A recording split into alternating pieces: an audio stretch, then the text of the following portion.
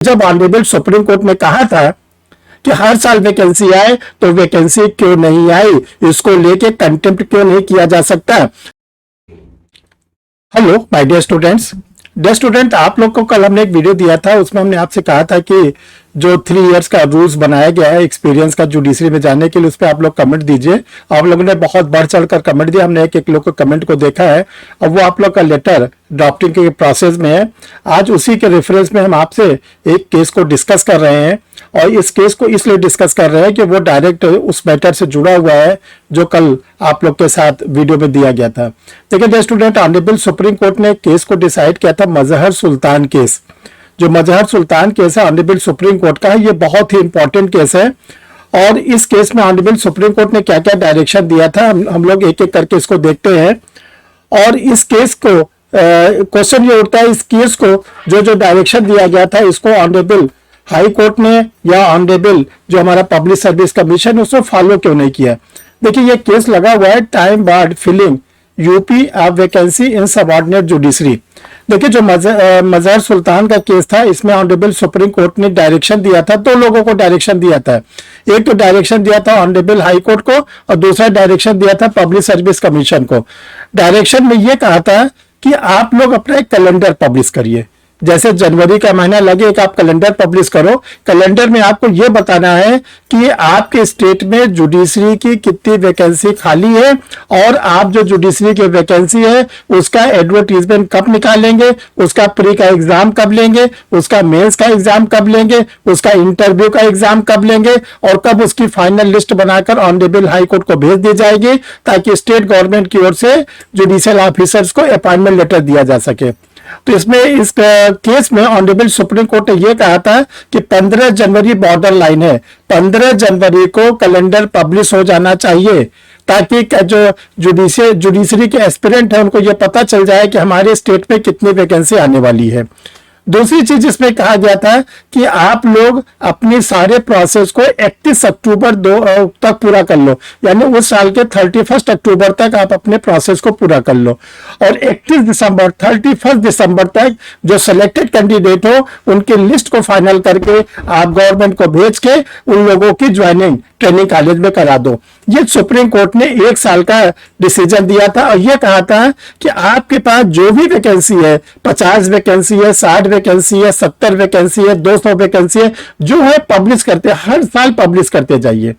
अब dear student, question ये उठता है, इसकी तो चर्चा कोई नहीं कर रहा है कि जो मजहर सुल्तान के केस में ऑनरेबल सुप्रीम कोर्ट ने तगड़ा जजमेंट दिया था कि उसको नहीं फॉलो किया जा रहा है। 2022 से आप लोगों के लिए कोई वैकेंसी नहीं आई है। आप देखो 2022 से यूपी की कोई वैकेंसी नहीं आई। बिहार स्टेट में 32वीं की वैकेंसी जो आई थी वो 2022 की आई थी, बिहार स्टेट में भी वैकेंसी नहीं आई। एपीओ की वैकेंसी नहीं आ रही है। तो ये जो वैकेंसी नहीं आ रही है, इसको लेके क्यों नहीं कंटेम्प्ट किया जा सकता, क्यों नहीं जो है इसको पार्टी बनाया जा सकता कि पब्लिक सर्विस कमीशन या हाई कोर्ट इसकी वैकेंसी को क्यों नहीं एडवर्टाइज कर रहे हैं।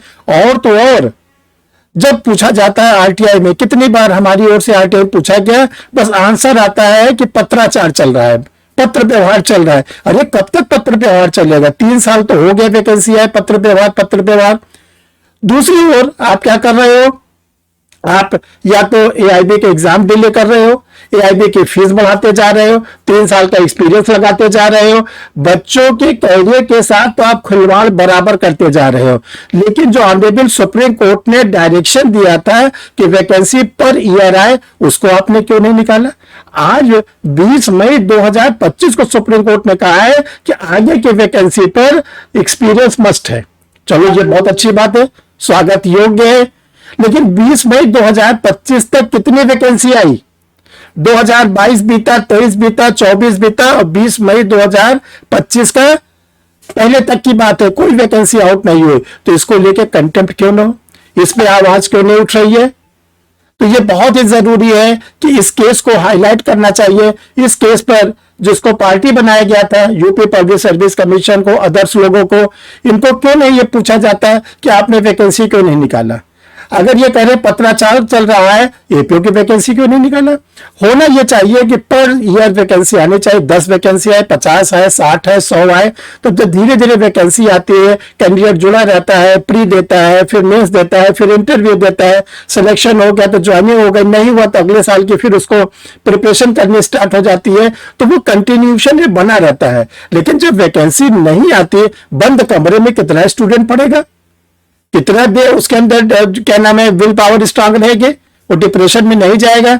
फीमेल कैंडिडेट हैं, उनके ऊपर प्रेशर पड़ता है, परिवार का प्रेशर पड़ता है, शादी ब्याह का प्रेशर पड़ता है।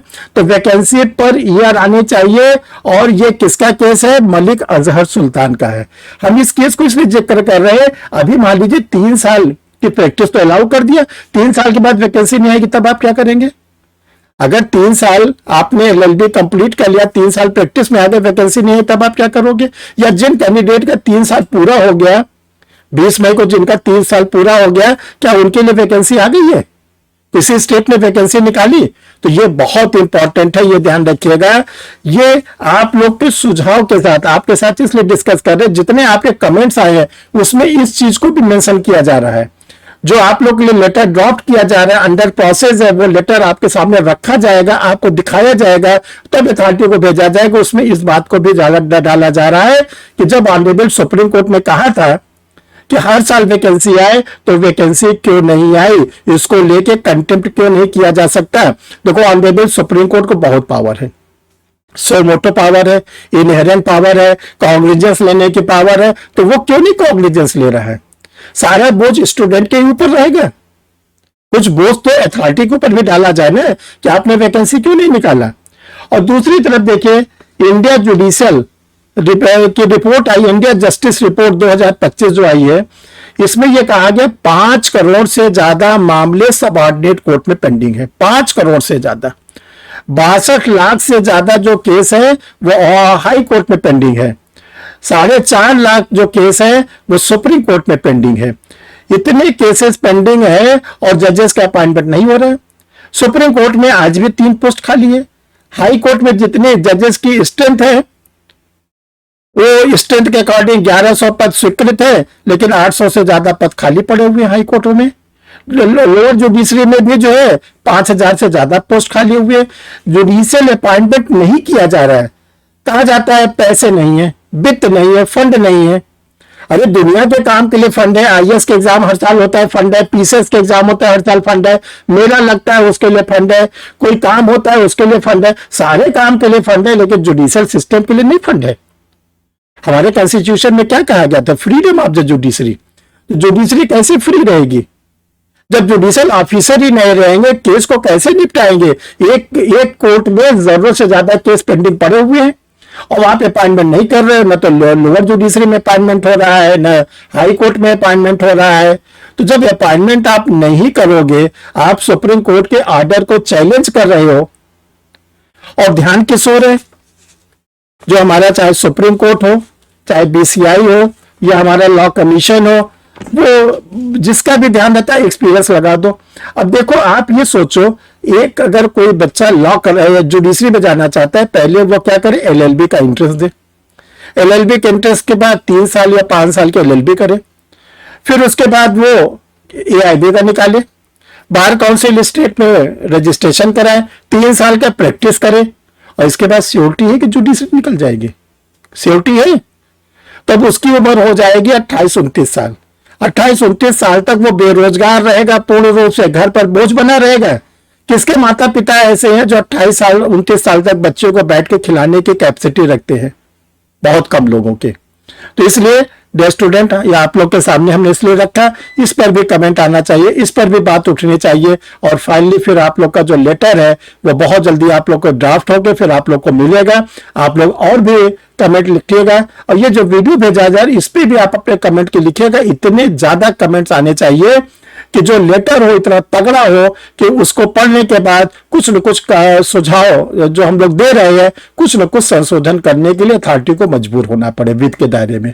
इसी बात को लेकर आज आपके सामने आए हैं। फिर आगे जो जो डेवलपमेंट होता जाएगा आपको बताते जाएंगे। बस आप लोग अपना साथ बनाए रखिए, और आप लोग के लिए सर पूरी तैयारी कर रहे हैं, जितना संभव है, जितनी शक्ति है, पूरी ताकत के साथ तैयारी कर रहे हैं। Thank you.